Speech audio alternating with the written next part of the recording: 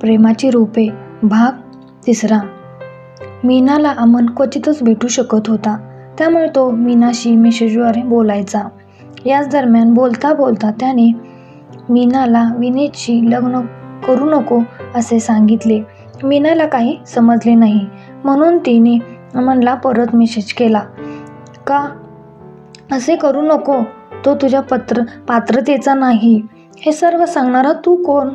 आमची एंगेजमेंट झाली आहे आणि लग्न होणार आहे, मला माहीत आहे, पण मला तो पटला नाही.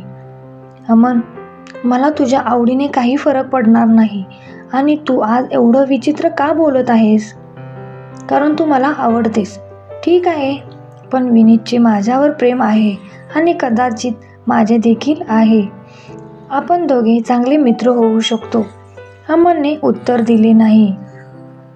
त्याने जवळच ठेवलेल्या ब्लेडने हातावर यम लिहून तो फोटो मीनाला पाठवला. मीनाने फोटो पाहिल्यावर ती घाबरली. तिने लगेच अमनला फोन केला आणि त्याला बोलू लागली, हा काय वेडेपण आहे? तुझ्या हातातून रक्त येत आहे, तू हे सर्व का करत आहेस? अमन हळूच म्हणाला, तुला त्या व्यक्तीच्या जवळ पाहून मला ते सहन होत नाही. मीनाने अमनला बराच वेळ समजावले आणि मग फोन ठेवला. मीनाच्या डोळ्यापासून झोप कोसो दूर होती. अमनने असे का केले हे तिला समजले नाही. मीना आता अमनपासून दूर राहू लागली. तिने ना त्याच्या मेसेजला रिप्लाय दिला, ना रिशाच्या घरी जात होती. इकडे अमनला मीनाची काळजी वाटू लागली. मीनाला आपण दुखवलोय हे त्याला अपराधी वाटत होतं, पण तो तिला बरेच दिवस भेटला नाही. काही दिवस गेले आणि मीनासुद्धा सर्व विसरून गेली. साखरपुड्यानंतरचा हा तिचा पहिला करवा चौथ उपवास होता.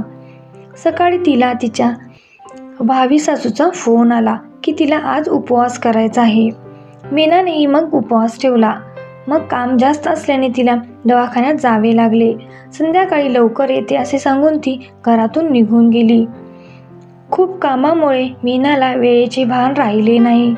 रात्रीचे 8 वाजले होते. रात्र झाली. घरातून सतत फोन येत होते. मीनाने सगळी कामं उरकली आणि आईला 10 मिनिटे थांबायला सांगून ती लगेच घराकडे निघाली. घरी पोचल्यावर ती अंघोळ करायला गेली. अंघोळ करून तिला बरे वाटू लागले. तिने गडद गुलाबी रंगाचा सूट, कानात मोठे झुमके, हातात भरपूर वांगड्या, काजळने डोळे सजवले होते. फिकट गुलाबी लिपस्टिक तिने ओठांवर लावली. एकदा तिने स्वतःला आरशात पाहिलं. आज ती खरोखर सुंदर दिसत होती. तिने केस लहान करून वेणी लावली होती. आता ती पंजाबी मुलीसारखी दिसत होती.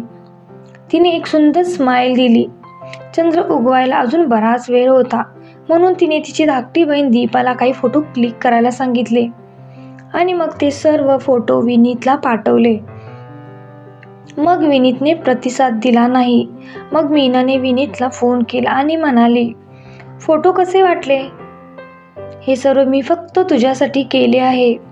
आज माझा पहिला करवा चौथ आहे. विनीतचा मूड ऑफ झाला होता कदाचित.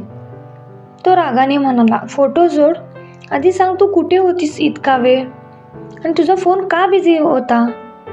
विनीतचे बोलणे ऐकून मीना म्हणाली, मला काही कामासाठी दवाखान्यात जायचे होते आणि फोन माझ्याकडे होता, पण खूप काम होते, त्यामुळे मी तुझ्याशी बोलू शकले नाही. तू इतका राग का करतोस? विनीत म्हणाला, अच्छा, तू बिझी होतीस. मी कॉल केला की तू बिझी असतेस, पण तू दिवसभर फेसबुकवर ऑनलाईन होतीस. त्याचं बोलणं ऐकून मीनाला खूप विचित्र वाटलं आणि ती म्हणाली, तू असं का बोलत आहेस? आज माझ्याकडे अजिबात वेळ नव्हता. फेसबुकवर तर सोडच. मीनाच्या बोलण्यावर विनीतचा विश्वास बसला नाही आणि बराच वेळ वाद सुरू राहिला. शेवटी मग मीनाने कंटाळून फोन कट केला. तिच्या डोळ्यात अश्रू तरळले. तिने फोन बंद केला आणि रूमच्या बाहेर आली. चंद्र उगवायला अजून बराच वेळ होता. ती परत रूममध्ये आली. अंगठ्या आणि बांगड्या काढल्या. तिने वर बघितलं आणि आरशात पाहिलं. काजळ लावलेल्या तिच्या मोठ्या डोळ्यात अश्रू तरळत होते. काही वेळाने दीपा आली आणि चंद्र उगवल्याचे सांगितले. मीना अनिच्छेने गच्चीवर गेली आणि चंद्र पाहून आपले व्रत पूर्ण केले. ईशाच्या घरच्या गच्चीवर अमन उभा होता. तो मीनाकडे पाहत होता. मीना खाली आली. जेवण करून आडवा झाली. तेवढ्यात तिच्या फोनवर अमनचा मेसेज आला. आज चंद्र इतका अंधुक का आहे? मीनाने प्रतिसाद दिला नाही आणि झोपली. अमन वाट पाहत राहिला, पण मीनाने प्रतिसाद दिला नाही. मग त्याची नजर मीनाच्या प्रोफाईलवर गेली. अमनने प्रोफाईल उघडल्यावर तो बघतच राहिला. पिंक हा तिचा आवडता रंग होता आणि आज मीनाला या रंगात बघून त्याच्या हृदयाची धडधड थांबल्यासारखं झालं. तो बराच वेळ मीनाच्या फोटोकडे पाहत राहिला आणि मग फेसबुकवर पोस्ट टाकली. मी तिच्या प्रेमात पडलो आहे आणि मला हे देखील माहीत आहे की ती माझ्या नशिबी नाही. त्याने असे पोस्ट करताच त्याचे सर्व मित्र त्याला चिडवू लागले. काही त्याला चीअरअप करत होते तर काही त्याची चेष्टा करत होते. पण तो या प्रकरणाबाबत खूप गंभीर झाला होता. त्याने त्याच्या काही मित्रांनाही मीनाबद्दल सांगितले. त्यांनाही मीना आवडली, पण मीनाच्या लग्नाची माहिती सर्वांना समजताच सर्वांनी त्याला तिच्यापासून दूर जाण्यास सांगितले, कारण ती लग्न करणार आहे. पण अमनला कुणी काही बोललं याची पर्वा नव्हती. सगळं माहीत असूनही त्याला मीना आवडू लागली. तेही इतकं की तिच्यासाठी किती वेळा लोकांशी तो भांडत होता, पण तो मीनापासून दूर राहू शकत नव्हता. इथं मीनाला अमनसोबत जितकं छान वाटत होतं तितकं विनीतसोबत वाटत नव्हतं. अमनसोबत ती नेहमी हसायची, पण विनीतसोबत ती गप्प बसायची. अमन आणि मीना यांच्यात एक अनोळखी नातं तयार झालं होतं. एक असं नातं ज्याला कुठलंही नाव देता येत नव्हतं, ज्याची दोघांनाही माहिती नव्हती. त्या दोघांच्या मनाची अवस्था कोणालाच माहीत नव्हती. दोघांनाही स्वतःला माहीत नव्हते. अमन आणि मीना दोघांनाही एकमेकांच्या भावना कळत नव्हत्या. मीना विनीतशी गाठ बांधणार होती, त्यामुळे तिला अमनबद्दल काहीच वाटत नव्हतं आणि अमनला सगळं जाणूनही काही बोलता येत नव्हतं. मीनाशिवाय त्याला सगळंच निरुपयोगी वाटत होतं. मीनाच्याही मनात अमनसाठी खूप काही होते, जे विनीतमुळे तिच्या हृदयाच्या कोपऱ्यात कुठेतरी दडले होते. आणि एक दिवस अमनने सगळा प्रकार त्यांची बहीण रिशाला सांगितला. आधी रिशाचा विश्वास बसला नाही, पण नंतर अमनला पाहून तिला समजले की प्रकरण गंभीर आहे. तिने अमनला समजावले आणि म्हणाले, हे बघ अमन, तिची एंगेजमेंट झाली आहे, लवकरच लग्न होणार आहे आणि ती विनीतसोबत खुश आहे. जर तिने विनीतला सोडून तुझ्याशी लग्न केलं तर तिच्यावर आणि तुझ्यावर किती बोट उडतील कुणास ठाऊक. सगळ्यांना असंच वाटेल की तिने तुझ्यासाठी तिची एंगेजमेंट मोडली आहे. तुझ्यासोबत तिचीही तितकीच बदनामी होईल. शिवाय तिने स्वतः विनीतला पसंत केले आहे, त्यामुळे त्याला सोडून जाण्याचा प्रश्नच नाही. त्यांच्यात येऊ नकोस अमन. प्रेमाच्या नादात मैत्री गमावू नका. अमनला रिशाचे बोलणे समजत होते, पण त्याच्या मन ऐकत नव्हते. तो रिशाचे बोलणे शांतपणे ऐकत राहिला. रिशा बराच वेळ त्याला समजावत राहिली. दुसऱ्या दिवशी तो कोणाशीही न बोलता त्याच्या गावी निघून गेला. आता त्याने मीनाला मेसेज करणं जवळपास बंदच केलं होतं.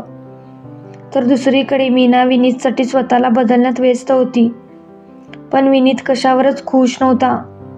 तो मीनाशी कोणत्या ना कोणत्या मुद्द्यावरून भांडत राहायचा किंवा तिच्यावर संशय घ्यायचा. मीनाला अनेक वेळा विनीतसोबतचे नाते नकोशे वाटायला सुरू झाले होते, पण प्रत्येक वेळी आईचा चेहरा पाहून ती थांबायची. तिला आणि तिच्या भावंडांना वाढवणारी आणि त्यांना शिक्षण देणारी एकच आई होती. ती फक्त तिचा भूतकाळ आठवून थांबायची. आता मीना विनीतशी क्वचितच बोलायची. त्याने फोन केला तरी मीना काहीतरी बहाणा करून कॉल डिस्कनेक्ट करायची. काही दिवस उलटून गेले. दिवाळी येणार होती. मीनाने सासरसाठी भेटवस्तू आणल्या.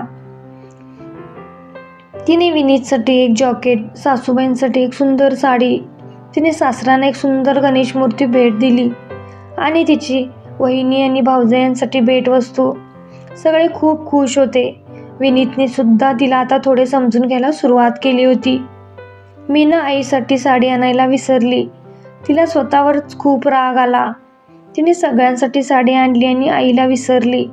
तिने लगेच रिशाला फोन करून बाजारात तिच्याबरोबर यायला सांगितले. मीना संध्याकाळी तिचा गुलाबी रंगाचा सूट घालून रिशाच्या घरी पोचली. तेव्हा तिने काकांना पाहिले आणि म्हणाली, काका इथे कधी आलात? रवीने मीनाच्या पाठीवर प्रेमाने ठोसा मारला आणि म्हणाला, मग मी कुठे जाऊ? मीना त्यांच्याशी बोलण्यात मग्न झाली. रवी रिशाचा नवरा आणि तिचा काका होता, पण मीना आणि रवी दोघे खूप मस्करी करायचे. अमन दूर उभा राहून दोघांनाही बोलताना पाहत होता.